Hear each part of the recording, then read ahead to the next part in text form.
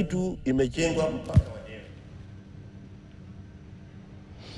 Kwingineko, mshukiwa mmoja wa wizi kutoka kijiji cha Kisumu Ndogo ameuawa kinyama nyumbani kwao na wahudumu wa bodaboda wenye hamaki, huku wengine wawili wakiokolewa na maafisa wa polisi kwa kushukiwa kuwa wezi wa pikipiki.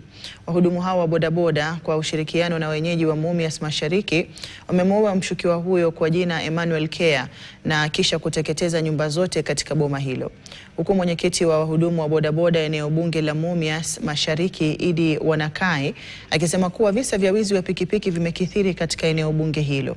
Kamanda wa polisi wa eneo la Shianda Doris Chemosi amethibitisha kisa hicho na kuwarai wakazi kutochukua sheria mikononi mwao wanapowakamata wahalifu. Moja asubuhi wakampiga, sasa tunangangana na maneno ya bill. Sasa yako Eldoret walivunja meno yote ilitoka. So sisi tumechukua jukumu kama sisi vijana bodaboda wa Mumias East, tungangane na wale wezi wanatuhangaisha sisi vijana.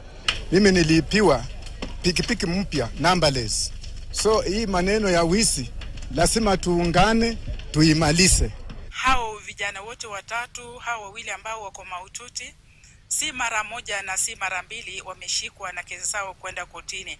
Ni mara kadhaa, na kuna zile zimeisha na kuna zile bado zinaendelea. Ningelipenda kuambia wananchi ya kwamba kwa sababu hao ni wale kesi zao siko tayari zinaendelea kotini, ya kwamba wawe na huo subira, wangoje uamuzi wa koti.